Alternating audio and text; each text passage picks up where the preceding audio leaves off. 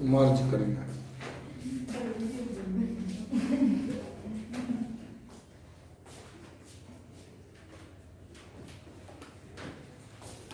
ચાલો થઈ ગયું એટલું.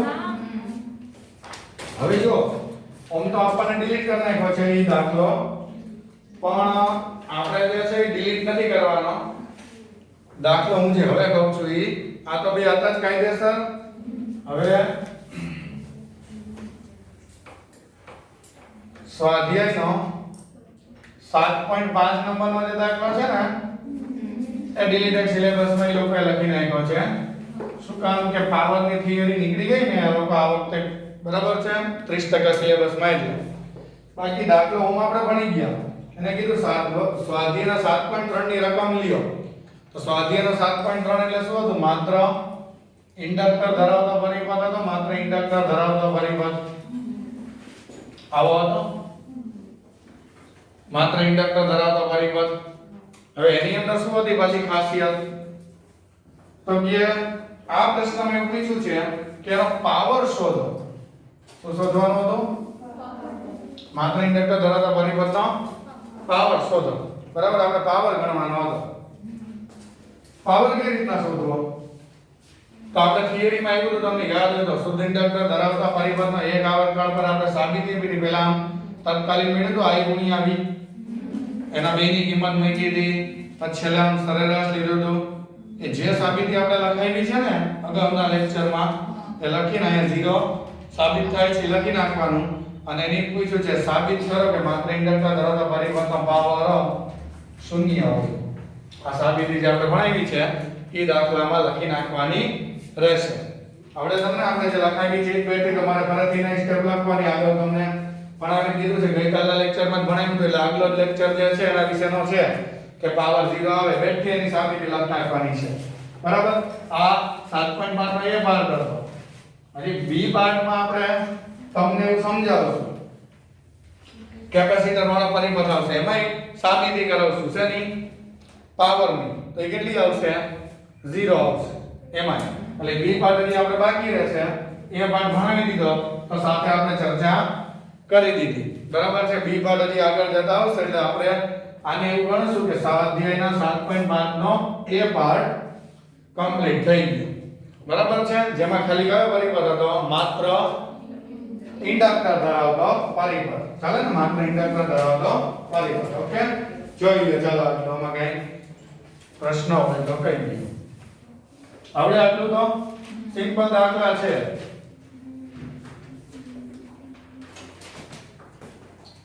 હવે આપણે ફરીથી થિયરી થોડી ભણશું. બરાબર, ઇન્ડક્ટર માટે થિયરી આપી છે આલેખ દોરવાની, એ થિયરીનો અભ્યાસ કરશું.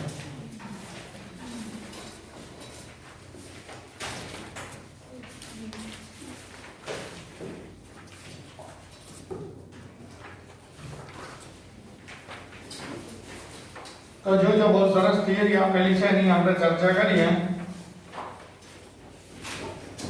ક્વેશ્ચન આવો છે, માત્ર ઇન્ડક્ટર ધરાવતા પરિપથ માટે પ્રવાહ, વોલ્ટેજ, ફ્લક્સ અને પાવર ના સમય સાથેના આલેખ દોરો. બરાબર, આ ક્વેશ્ચન છે. કમ્પ્લીટ. પ્રવાહ, વોલ્ટેજ, ઇન્ડક્ટર વાળા પરિપથમાં. હવે આમાં તમારે એક વસ્તુ યાદ રાખશો ને તો જ આખી આલેખની કિંમત મળશે, એટલે આખી આલેખનો શેપ થશે. એક આરે 4 વસ્તુના આલેખ દોરવાના, બધા એકબીજા ઉપર જે છે સંકળાયેલા જ હોય. એક કિંમત સ્વતંત્ર અને બીજી એના ઉપર ન સંકળાયેલું એવું ના હોય. હા, એક વસ્તુ યાદ રાખો એટલે 4 નો શેપ એવો આવી જાય. હવે આપણે સૌથી પહેલા આલેખ માટે અહીંયા આલેખને આપણે રજૂ કરવા માંગીએ છીએ, એના દરેક વિભાગોમાં કઈ રીતની વર્તણૂક કઈ પણ સમજાવશું આપણે. તો આ દાખલા તરીકે આલેખ માટેના વિભાગો છે.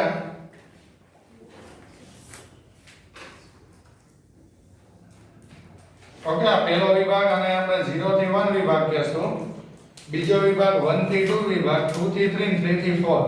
ચાર વિભાગની ચર્ચા કરવી તમારી સાથે. તો આમાં સૌથી પહેલા તમે જો યાદ તમે કંઈક રાખવાનું કે તો તમે યાદ શું રાખવાનું?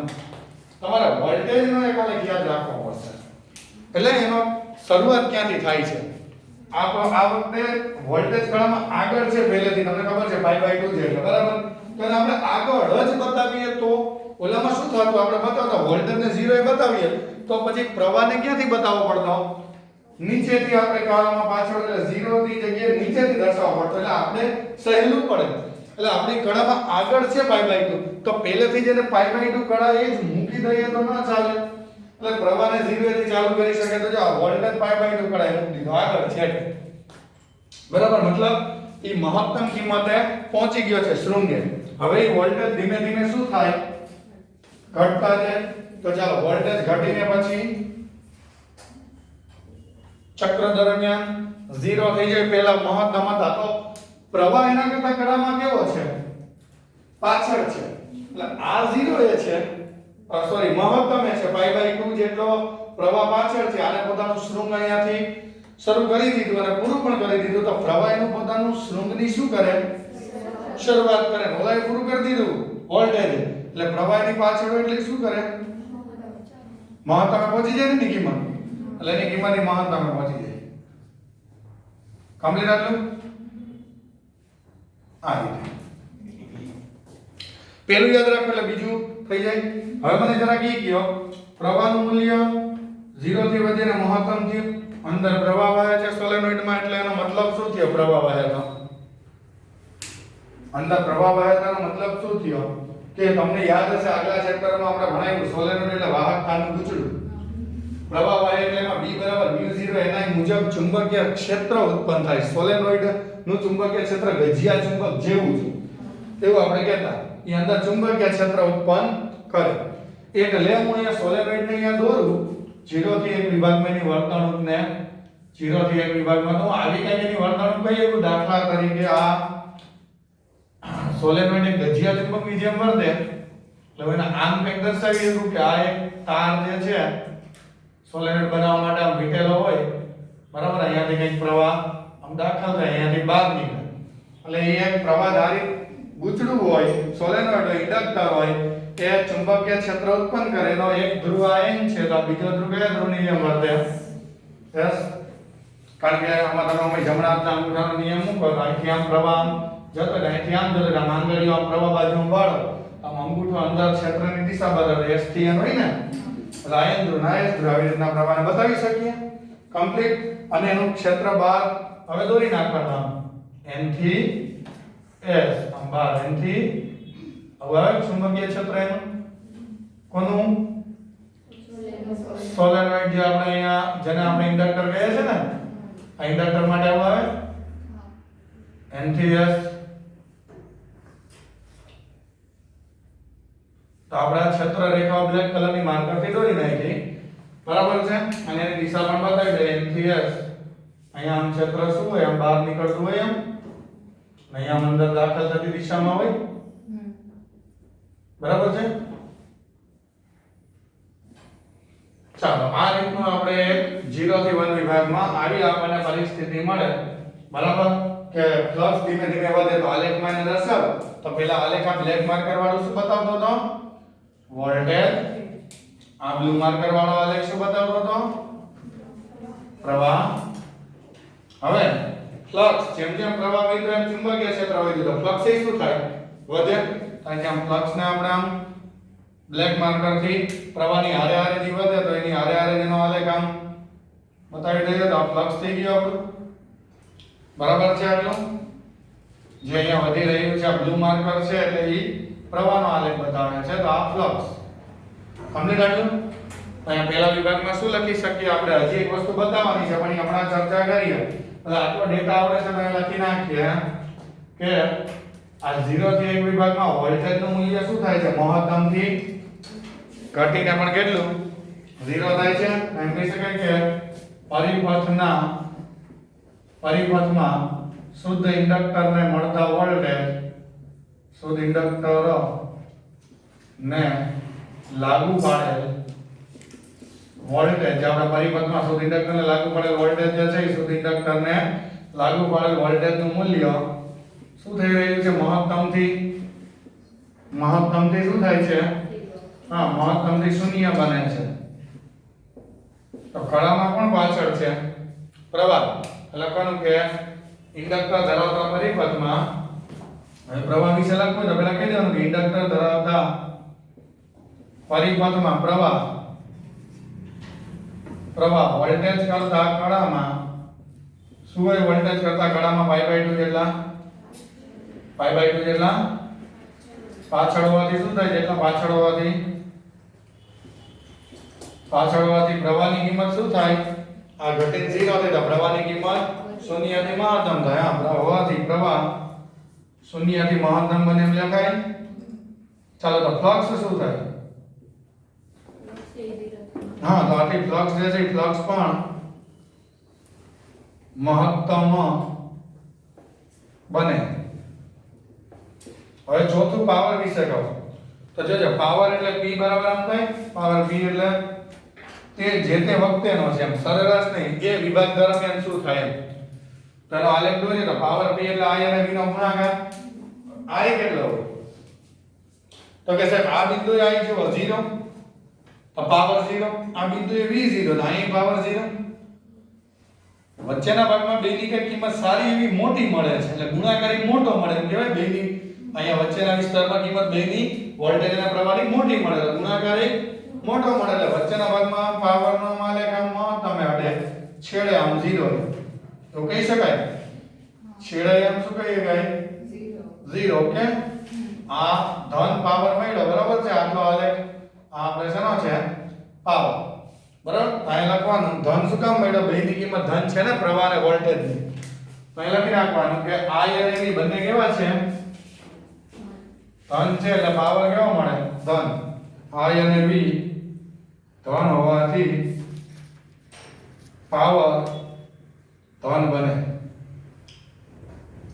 એટલે પાવર કેવો બને ધન બરાબર પહેલો વિભાગ પૂરો હવે વિભાગ નંબર 2 આવશે જેને આપણે કહેશું 1 થી 2 વિભાગ દેખાય 1 થી 2 હવે બીજો વિભાગ આવશે 1 થી 2 એની ચર્ચા કરીએ ચાલો વોલ્ટેજ નું કામ કરવા દો એટલે આપણે બધું ઓટોમેટિક થઈ જાય આ પેલું થઈ જાય તો બાકી તો ખબર જ હોય હવે વોલ્ટેજ શું બનાવે હા એટલે ઉલટાની દિશામાં શૃંગ બનાવે આ ગળ થી કે શૃંગ પૂરું કર્યું હવે ગળ તો બનાવું મારું તો વોલ્ટેજ એનું આ બ્લેક માર્કરને આગળ વધારવા ગળ બનાવ્યું આ વિભાગમાં તો પ્રવાહી પ્રમાણેની પાછળ છે ને તો પ્રવાહ શું કરે આને ગર્ત બનાવ્યું એનું તો પ્રવાહ પાછળ ચાલે છે એટલે અહીંયા એ પોતાનું શૃંગ આ બિંદુએ શું કરે પૂરું કરે તો પ્રવાહનો આલેખ એ રીતના બ્લુ માર્કર થી જે દોરેલો હતો તો જો આ પ્રવાહનું આ શૃંગ પૂરું પ્રવાહે શૃંગ પૂરું કર્યું એની સાથે જેની કિંમત જો ઘટીને કેવી થઈ ગઈ 0 થઈ ગઈ તો પ્રવાહ 0 થાય તો અંદરનું ચુંબકીય ક્ષેત્ર કેવું થાય 0 થાય તો ફ્લક્સ એની સાથે સાથે ઘટીને 0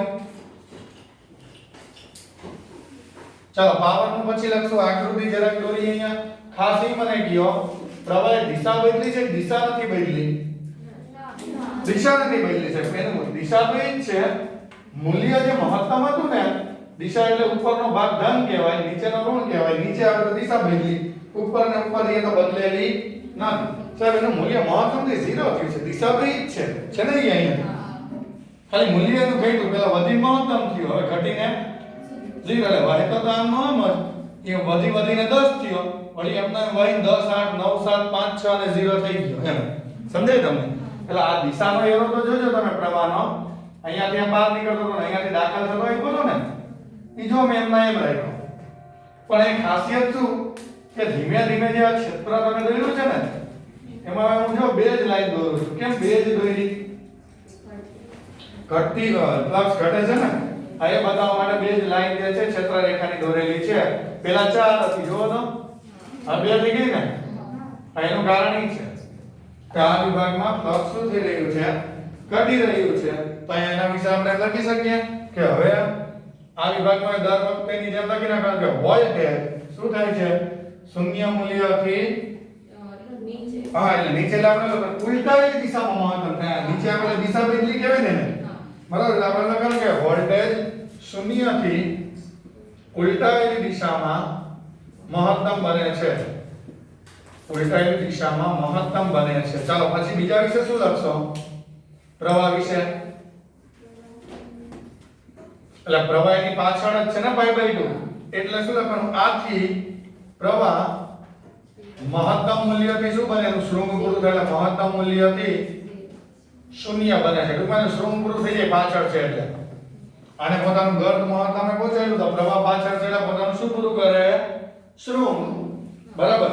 પ્રવાહ શૂન્ય થયું, આમ ફ્લક્સ શું થાય? આમ પ્રવાહ સાથે ફ્લક્સ પણ ઘટીને કેવું બને? સરસ. ફ્લક્સ ઘટીને શૂન્ય બને. ચાલો હવે ખાલી બાકી કોનું રહ્યું? પાવરનું. હવે જોજો અહીંયા I કેવું છે? ઉપર જ છે એટલે એને આપણે ઈ વિસ્તારને આપણે પ્લસ કહીએ તો અહીં I ધન મળે છે. I ધન મળે. આ V કેવું મળે છે? I ધન મળે તથા V ઋણ મળે. ચાલો તો પાવર સરસ. આથી પાવર જે છે પાવર E બરાબર IV મુજબ એક ધન એક ઋણ ગુણાકાર કેવો થાય? ધન ગુણ્યા ઋણ એટલે ઋણ. એટલે પાવર I બરાબર E બરાબર IV મુજબ કેવો મળશે? ઋણ મળે. ચાલો પાવર એક દર્શાવવાનો હતો અહીંયા, બરાબર, બ્લુ માર્કરથી બતાવી દઈએ. તો જો અહીંયા તો 2 0 0 છે, વચ્ચે બે ની સારી એવી કિંમત મોટી છે એટલે ગુણાકારી મોટો મળે, પણ કેવો મળે? ધન પ્લસ માઈનસ માઈનસ. એટલે પાવર આવી રીતના મળે, માઈનસ અહીંયા પ્લસ એક માઈનસ આ રીતના કમ્પ્લીટ આવું આવે. આ બીજો વિભાગ અહીંયા પૂરો. ઓકે, ચાલો ત્રીજા વિભાગની ચર્ચા કરીએ. તો ત્રીજા વિભાગમાં શું થાય? જેને આપણે કહીશું 2 થી 3 વિભાગ. હવે વોલ્ટેજને ફરીથી આગળ વધારો જોઈએ. એનું શૃંગ મહત્તમે પહોંચ્યું છે તો એ શું થઈ જાય? હવે આ ગર્ત સોરી હા, હવે એનું ગર્ત પૂરું કરી લઈએ. તો પ્રવાહ શું કરે? ત્યારે શૃંગ મહત્તમે પહોંચે પાછળ છે એટલે તો આ બ્લુ માર્કરથી આપણો પ્રવાહ જે છે એ પોતાનું અહીંયા શું પહોંચાડી દે? શૃંગ સોરી ગર્ત મહત્તમે. બરાબર. આનું પૂરું થયું તો આગે મારું મહત્તમ, હું પાછળ છું એટલે બરાબર ને. તો આપણે જો તો પ્રવાહ શું થયો અત્યારે એ આલેખમાં? સરસ. તો ફ્લક્સ શું થાય? એ દિશા બદલે પ્રવાહ ક્ષેત્ર પણ એટલે એ પણ મહત્તમ થાય. તો આપણે એને મુજબ બ્લેક માર્કરથી દોરેલો હતો તો એને પણ ઉલટાની દિશામાં મહત્તમ કહી દઈએ. ઓકે, તો અહીંયા આપણે પ્રમાણે આ આલેખમાં આકૃતિ દોરીએ કે હવે ભાઈ ફ્લક્સ વધીને મહત્તમ થયું છે, પણ જે આટા જે દોરીને તમે ઇન્ડક્ટર તૈયાર કર્યું હતું એમાં અહીંયાથી પ્રવાહ જે દાખલ થતો હતો એ ઉલટાઈ ગયો. અહીંયાથી દાખલ થાય કે આ છેડે ને અહીંયાથી બહાર નીકળે. સમજી ગયા તમે? એ રીતના તો ક્ષેત્ર પણ બદલાઈ ગયું એટલે જે S ધ્રુવ હતો એ શું બની ગયો? પેન બની ગયો. અને પેન હતો એ શું બની ગયો? પેન. આ રીતના કહી શકાય. તો ક્ષેત્ર હવે શું થઈ ગયું? એ તો M થી S જ રહે ને, પણ આ રીતના M થી S થાય. આ રીતના. ચાલો હવે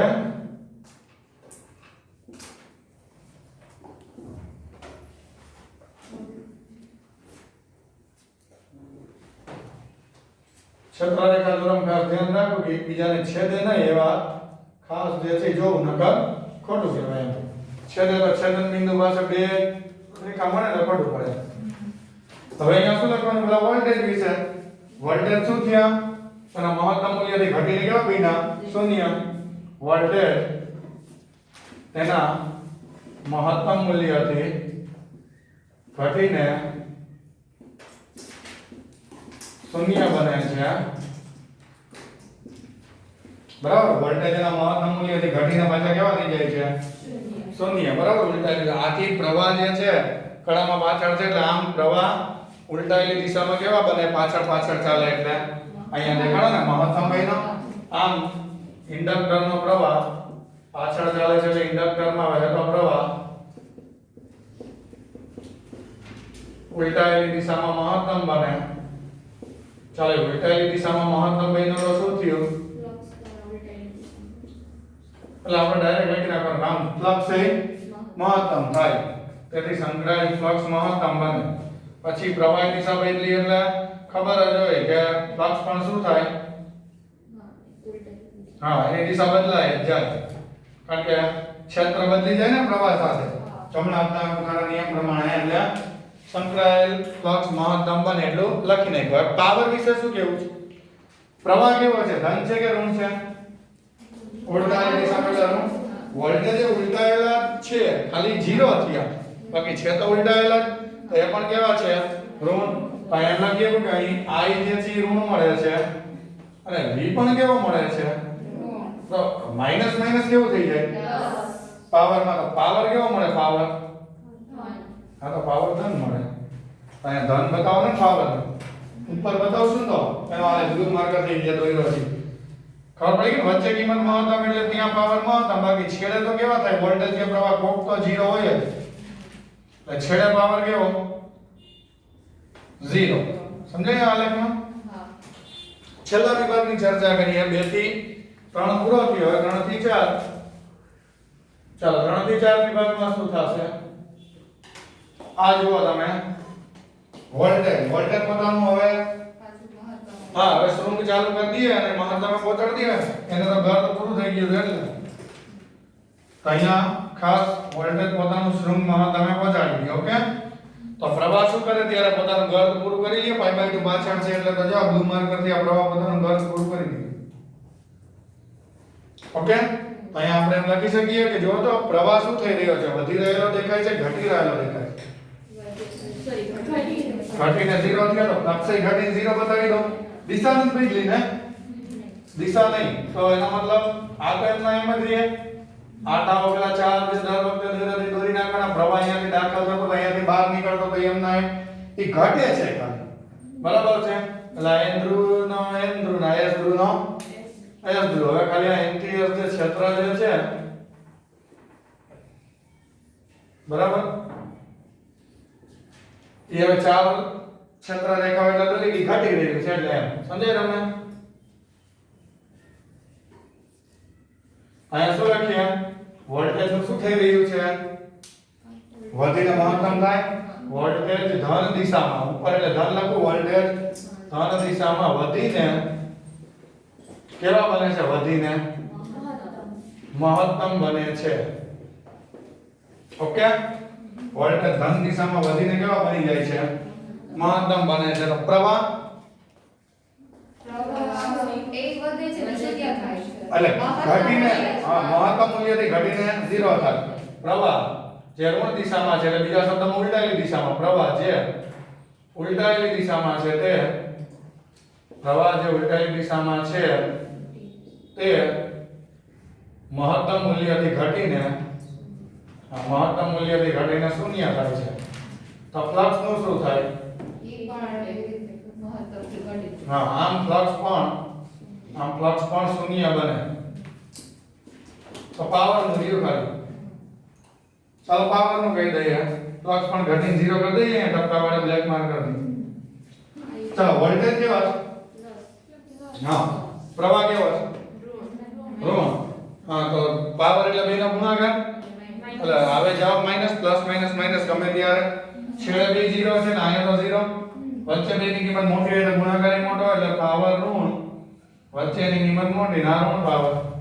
થઈ ગયું એકવાર ધન ઋણ આ રીતનું એમ કહીએ કે વોલ્ટેજ જે છે એ કેવા મળે છે આ દરમિયાન? તો કે વોલ્ટેજ V ધન બને છે અને I તો પોતાની રીતના જ ઘટીને 0 થાય તો ઋણ છે એટલે ગુણાકાર P બરાબર IV મુજબ પાવર ઋણ બને. આ ચારે વિભાગોનું ડિસ્ક્રિપ્શન ને આલેખ કરવાનું કીધો તો આપણે આલેખ તૈયાર કરી દીધો. હવે આવે આલેખ, બરાબર, જોઈ લ્યો.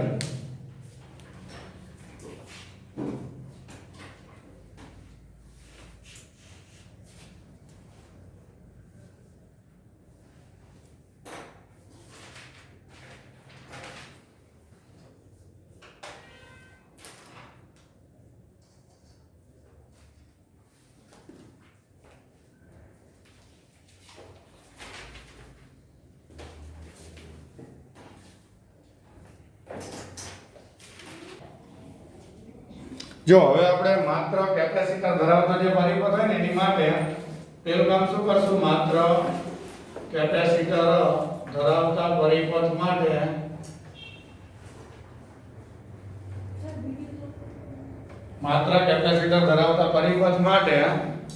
આપણે શું ભણાવવાનું છે? પ્રવાહ અને વોલ્ટેજ ના સમીકરણ પહેલા મેળવેલા. ખડાની ઓટોમેટિક ખબર પડી જાય એટલે ખાલી પેલા એક કામ કરો. પ્રવાહ અને વોલ્ટેજ ના સમીકરણ મેળવો. આ કામ આપણે કરવાનું છે. પણ સૌથી પહેલા નામ કોનું છે એમાં? કેપેસિટર. તો કેપેસિટર છે તો કેપેસિટર માટે આપણે એને પેલા ઓળખીએ. તમે કે ઓળખવાની છે જરૂર નથી, આપણે ભણીને આવ્યા છીએ બીજા ચેપ્ટરમાં. કેપેસિટરની અમારી પાસે માહિતી છે. ઈ માહિતી છે એટલે મારે તમને બે વસ્તુમાં શું ભેદ છે તફાવત જણાવો છે. જો આપણે ડીસી માં ભણીને આવ્યા. ડીસી પરિપથમાં તમે જ્યારે કેપેસિટરને જોડો, ડીસી પરિપથમાં કેપેસિટરને જોડતા શું થાય? ડીસી પરિપથમાં કેપેસિટરને જોડતા પ્રવાહ જે હોય એમાં પ્રવાહના લીધે ચાર્જ થતું જાય. પછી પોતે શું કરે? ચાર્જ થયા પછી પ્રવાહનો વિરોધ કરે. બરાબર. પછી પોતે ચાર્જ થયા પછી વિદ્યુતભારને જવાની જગ્યા જ ન હોય તો પછી વિદ્યુતભારને કેમ જવા દે? બધોય સંગ્રહ કરી લે. પોતાની પ્લેટમાંથી વિદ્યુતભાર ગતિ કરીને ચાર્જ થાય દરમિયાન પોતે એક વખત ચાર્જ થઈ જાય એટલે પછી વિદ્યુતભાર પોતે પ્રવાહ ઉત્પન્ન કરતી એક રચના બની જાય. પોતે પણ પ્રવાહ ઉત્પન્ન કરે એટલે ઈ પરિપથના પ્રવાહનો શું કરે?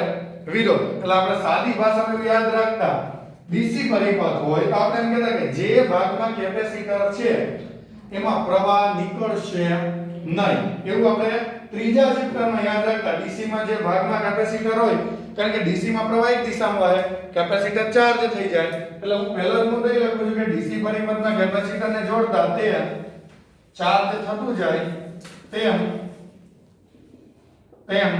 પ્રવાહનો વિરોધ કરે. બરાબર. એટલે કે કેપેસિટર ધરાવતી બ્રાન્ચ એટલે કે વિભાગ, કેપેસિટર ધરાવતા વિભાગમાં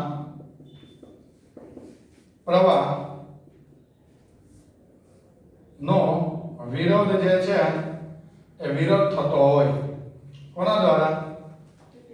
કેપેસિટર દ્વારા. પ્રવાહ જે છે કેપેસિટર ધરાવતી બ્રાન્ચ વિભાગમાં પ્રવાહનો વિરોધ થાય. એટલે સાવ સાદા શબ્દમાં કહો તો પ્રવાહ નહીં વહેવા દે.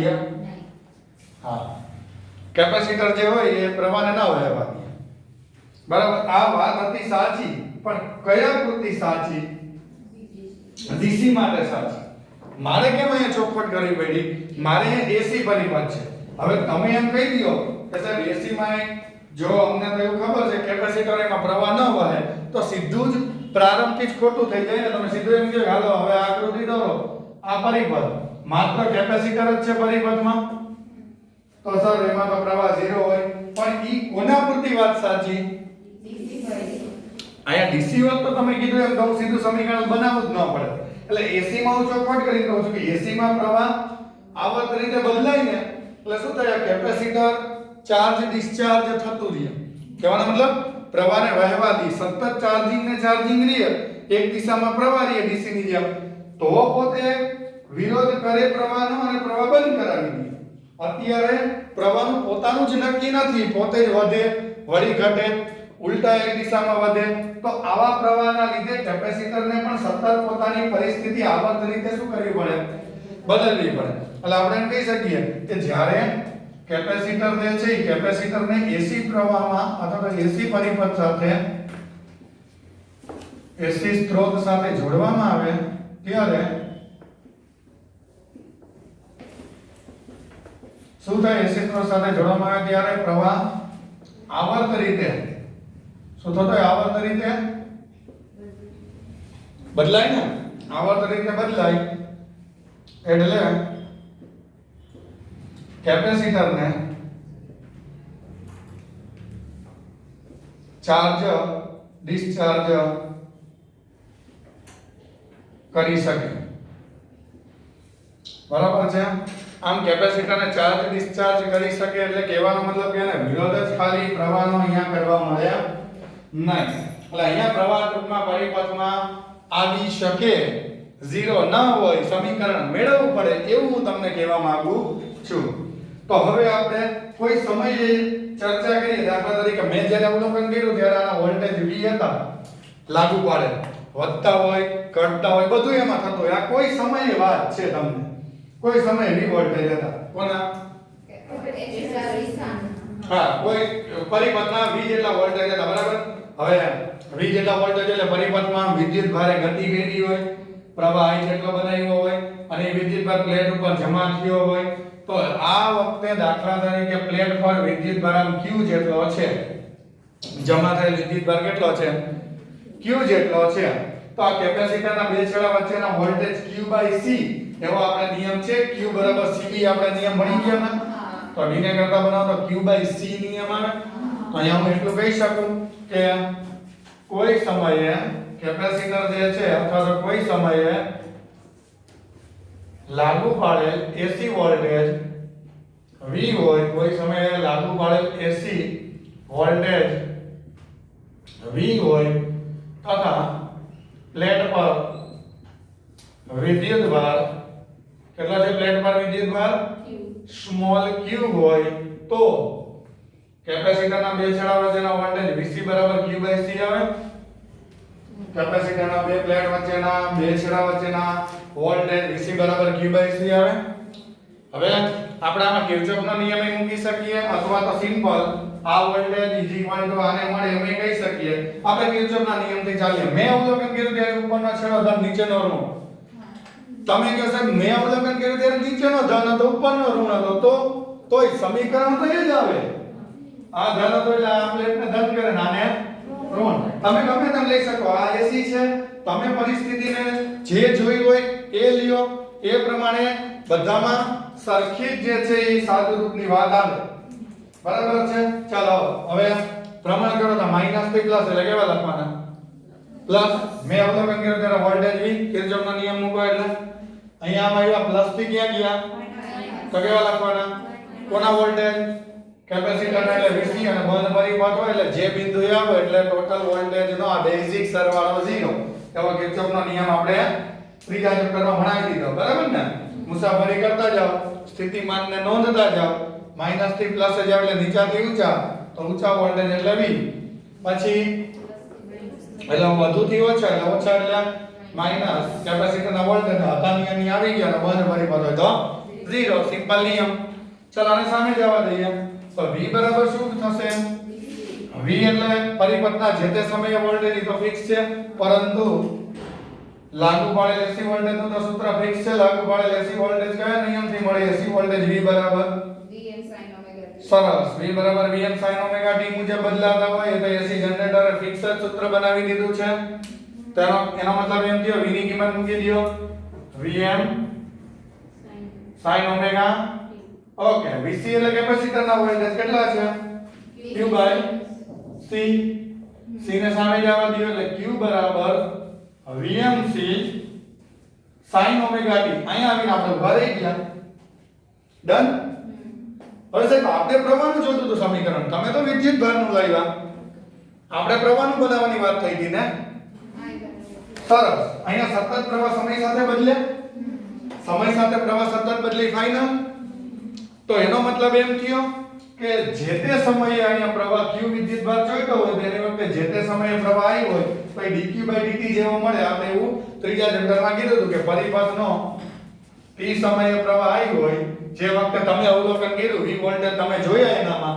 ત્યારે પરિપથનો પ્રવાહ I હોય તો એ I નો સંબંધ શું તો કે I જે છે એ તે વખતે જે વિદ્યુત ભાર ચોટેલો હોય પ્લેટ પરના ગતિ કરીને એનો સમય સાથેનું વિકલિત મૂલ્ય પ્રવાહ આપે આવો નિયમ છે બરાબર લેખવાનો નિયમ I = dq/dt તેનો મતલબ આમાંથી આવું બનાવવું છે I નું તો શું કરું તમારું મંતવ્ય જણાવો સરસ આની અગાઉ તમને યાદ હોય તો di આવ્યો તો di માંથી I બનાવવું હોય તો સંકલન લેવું પડે એટલે આમાં યાદ રાખવાની વસ્તુ નથી પરિસ્થિતિ જોઈને મૂકવાની વસ્તુ છે કે સાહેબ ક્યારે વિકલન ક્યારે સંકલન એ પરિસ્થિતિ જો આમાં હોય કોઈ શરતે સંકલનમાં ભેગું થાય એવું કે dt કે di એવું દેખાય છે સંકલન તો એ જોઈ ફરજિયાત ને આની અગાઉ એવું બન્યું હતું di આવ્યું હતું એક બાજુ dt આવ્યું હતું તો di અને dt દૂર કરવાનો એક જ રસ્તો છે બે બાજુ શું લેવાનું અહીંયા સંકલન લ્યો તો ક્યાં અહીંયા dt છે અહીંયા dq છે તો એવું થાય નકર થાય તો એક કામ કરો અહીંયા આ પરિસ્થિતિ આઈને લાવી શકે એમ છે તો આ ઇન્ટ્રોડ્યુસ કરવી સહેલી છે અહીંયા t સાથે વિકલન લઈ લો બે બાજુ સરખી પ્રક્રિયા કરો તો ચાલે આ ઇન્ટ્રોડ્યુસ થઈ જાય પ્રવાહનું સમીકરણ જોતું હતું વોલ્ટેજ નું હતું જ કામ થઈ જાય આપણું તો એક કામ કરીએ બંને બાજુ t સાથે વિકલન લઈએ બંને બાજુ t સાપેક્ષે વિકલન લેતા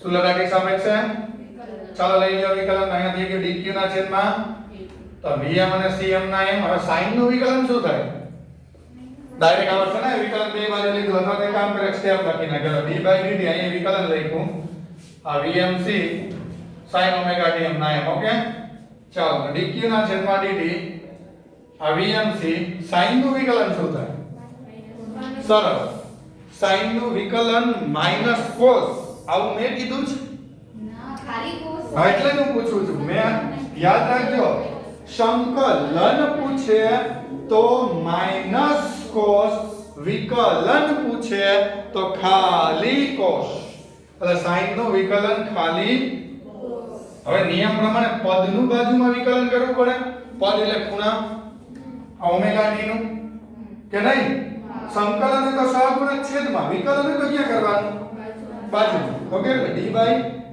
dt બાજુમાં વિકલન ખૂણા માં તો યાદ છે ને નિયમ આનું વિકલન આવડે t નું t સાપેક્ષે એટલે આનું ઓમેગા એટલે આપણી પાસે શું જવાબ આવ્યો dq ના છેદમાં dt બરાબર તો કે vmc cos omega t વિકલનનો જવાબ ઓમેગા આગળ લખું છું ઓમેગા c આટલાથી આપણે પહોંચી ગયા કડા માટે sin માં વિધેય હોય ને sin માં તો ઓલો વોલ્ટેજ sin માં છે તો શું થાય કડામાં કોણ આગળ કોણ પાછળ sin ચલ હોય ને તો કહી શકીએ આમાં મજા નથી આવતી કહેવાની બરાબર છે કડામાં તો sin હોય તો સરખામણી થાય છે ભાઈ અહીંયા sin વિધેય છે તો અહીંયા sin હોય તો જ કડાની સરખામણી થાય sin માં ફેરવવું હોય તો જોજો મેં પોસિબિલિટી વિચારું હું અહીંયા આમ લખું sin omega t plus pi by 2 plus લખવાનું તમે કહો કેમ માઈનસ થી વિચારો માઈનસ થી વિચારું તો જવાબ માઈનસ આવશે અહીંયા પ્લસ છે આ પોતે તો એવું નથી વિચારવું એટલે હવે અહીંયા પાઈ બાય 2 આગળ પાછળ લખો કઈ ફેર પડે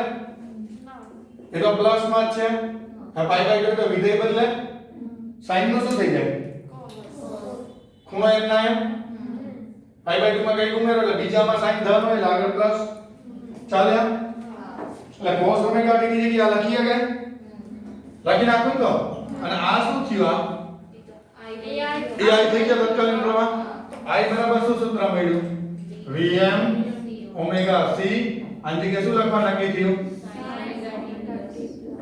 પાઈ બાય 2 તો જુઓ તો સમીકરણ પ્રવાહનું મળી ગયું હજી આમાં આગળનું પદ હંમેશા કઈ વેલ્યુ બતાવે મહત્તમ તો એ મુક્તા આપણને એક સરસ મજાની આની અગાઉ જે વાત મળી હતી અવરોધની એવો કેપેસિટરનો મળી જશે મૂકીએ ચેક કરીએ બરાબર એટલે આ સમીકરણ તો મળી ગયું પરંતુ હંમેશા આ કિંમત પેલી જે હોય મહત્તમ વેલ્યુ બતાવે એટલે એને Im એ કહી શકો અને Im બરાબર આ કિંમતને Vm ઓમેગા c ને Im કયો તો કઈ વાંધો નથી આને આમ કયો તો જેને Im બરાબર Im નું સૂત્ર એટલે મહત્તમ વોલ્ટેજના છેદમાં આનો અવરોધ xc વડે આમ લખું xc ની સાથે સરખાવો મહત્તમ વોલ્ટેજ એટલે ખરેખર તો આવું થાય ને કે મહત્તમ વોલ્ટેજ એટલે પ્રવાહ મહત્તમ બરાબર વોલ્ટેજના છેદમાં અવરોધ અને સરખાવો તો જો અહીંયા 1 xc છે અને અહીંયા શું છે એની જગ્યાએ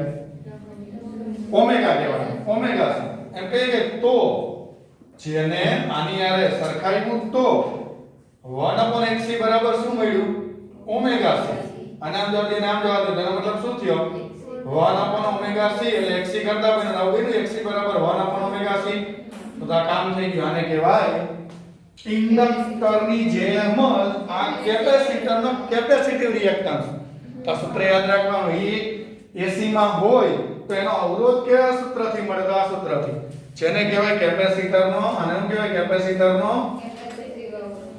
કેપેસિટિવ રિએક્ટન્સ ઇંગ્લિશમાં જ કહેવાનું પછી છેલ્લે અવરોધ ને એવું નહીં કરવાનું રિએક્ટન્સ અને xc એનો સિમ્બોલ 1 ઓમેગા c ઓકે આ કિંમત અહીંયા Im ની મૂકી દેવાની જગ્યાએ તો પ્રવાહનું સૂત્ર થયું આમ I બરાબર Im sin પછી શું આવ્યું સરસ omega t pi bye okay very good આટલું આવી ગયું તો હવે પ્રવાહનું સૂત્ર આવ્યું કમ્પ્લીટ આ છગડીયો કાઉન્સ એટલા માટે કર્યો તમને ખબર પડે કે આના ઉપરથી આ કર્યું છે, આ તો વચ્ચે ખાલી આપણે બતાવ્યું છે.